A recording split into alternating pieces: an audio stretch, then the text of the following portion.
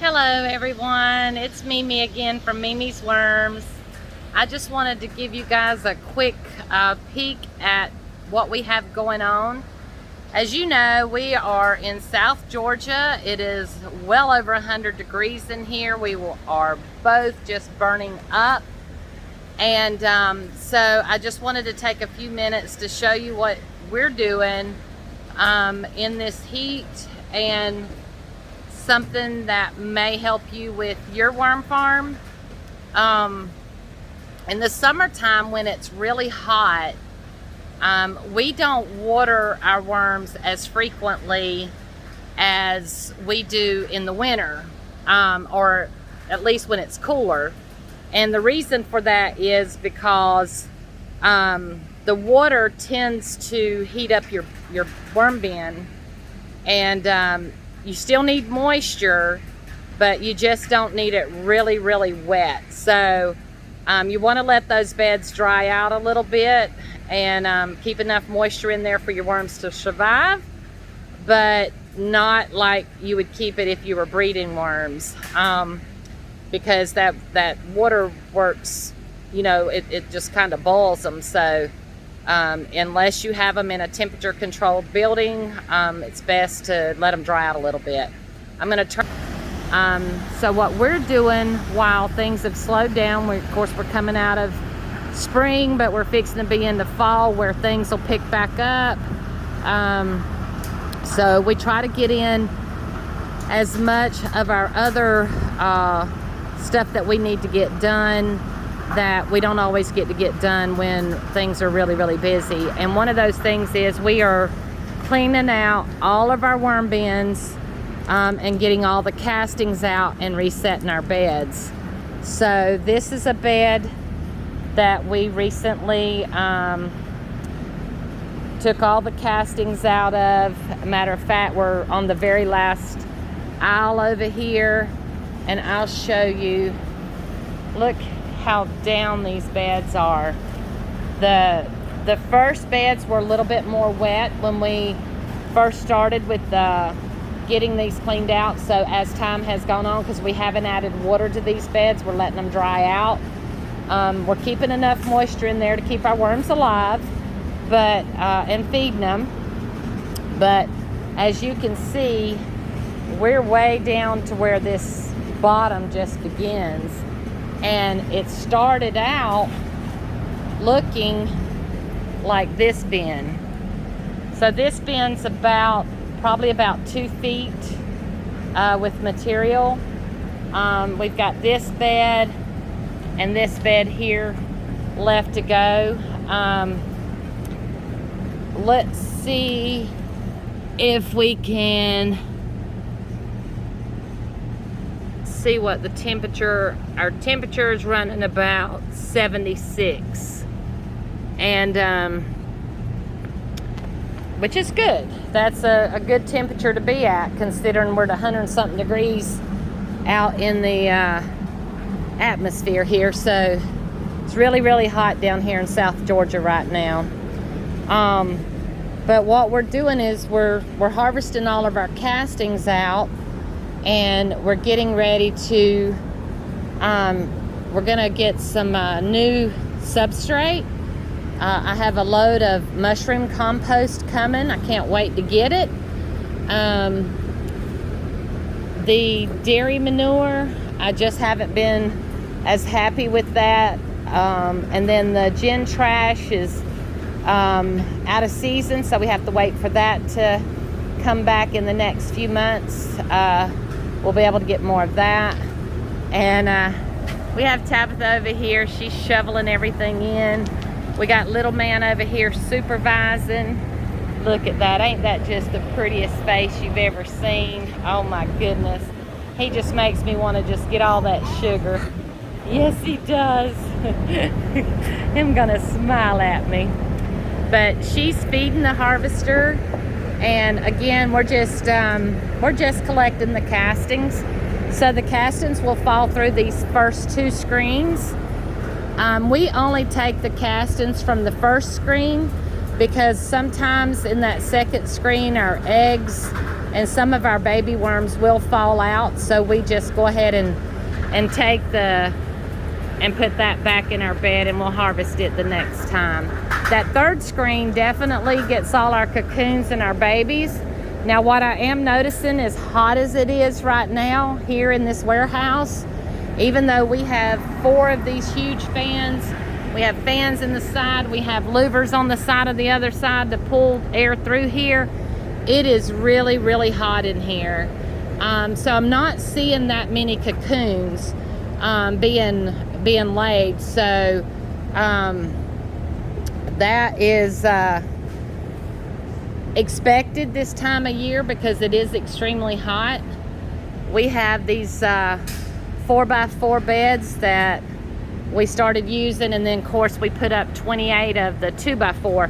What I'm gonna like about those 2x4 beds is I can lift that whole thing and put it in a wheelbarrow and get it run through the sifter fairly quick. Here I've got some brewery grain. I'm letting it dry out some, and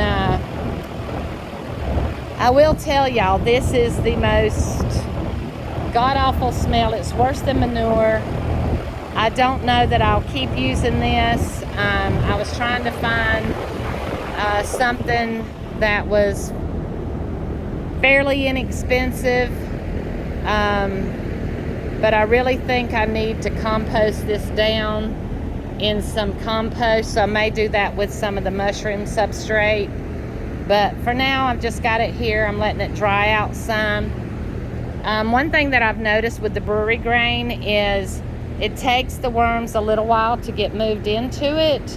It will heat up, so you kind of have to leave some spots where they can move away from it, because they don't like to get right in it. If you look right here, you can see this is an area, and usually when you look at that, usually in those areas you will see the worms. But a lot of times if you come right here where there's a lot, well, they're actually up in it today, so that's a good sign. Look at all them worms. Whew, that's a beautiful sight right there.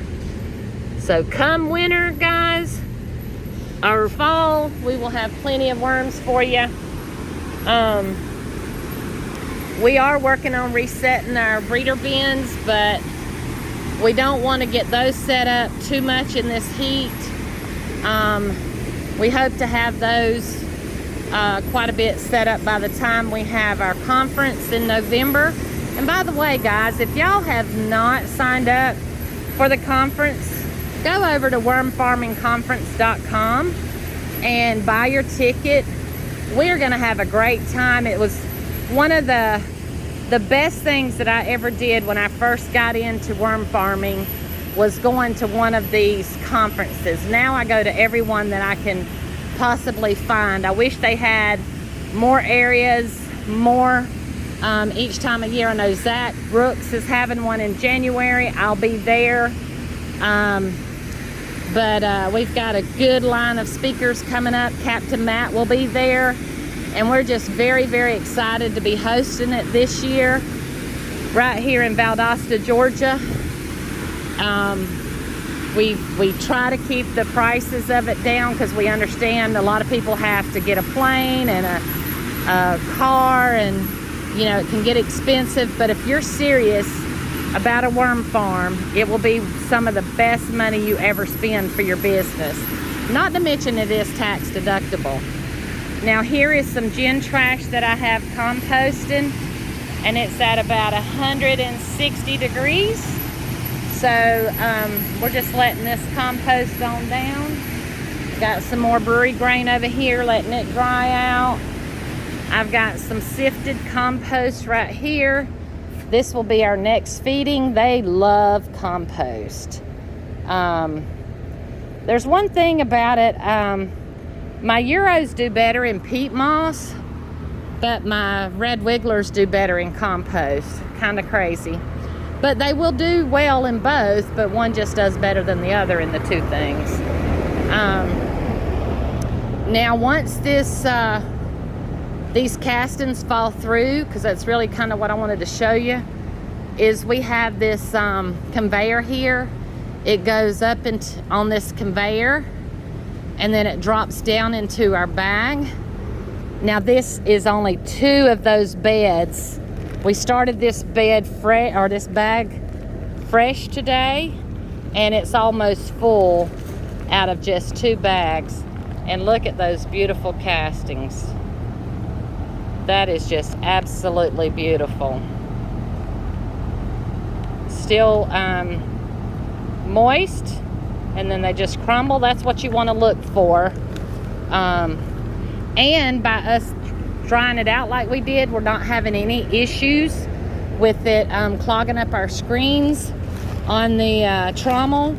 I know some of y'all that have trommels, you know, when you try to run your worms through, it, you know, clogs your screens. But if you let it dry out enough, those worms are going to go to the bottom where there's more moisture. You can let it dry out some, and then you can run it through your harvester. And this is what comes out the end. And let me just show you. Look at all those worms. So now we're not harvesting worms today, so these will just go back in the bed. But down under here is where all your babies and cocoons and what have you fall through. But like I said, we're not seeing a lot of cocoons right now. I feel like it's just too hot. And then over here, our new beds, we just set these up a few days ago. But look at those beautiful, beautiful red wigglers. Is that not just a beautiful sight? They love cardboard. And I'll take you over here real quick, and then I'll let you see what we got going on over here. These are all breeder bins of red wigglers, but there is a lot of small juveniles, so it's going to be a while before we get any cocoons. We've got a few starting to get their platellums on them, but they're still really young. So we're going to try to fatten them up and get them on the move here. Got some paper towels in there, and these black soldier flies larvae. My chickens have fun getting those. That's a beautiful sight there.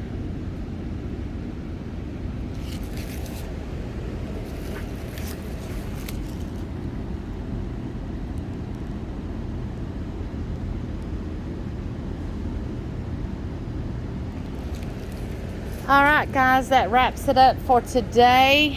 I will be back again. If you haven't hit that subscribe button, that notification bell, hit that like and share for me if you don't mind. It would help our channel out tremendously, and it won't cost you a thing to do it. If you need any worms, you can go over to www.mimisworms.com, and we will be glad to get you some worms shipped. You guys have a wonderful day. See you soon.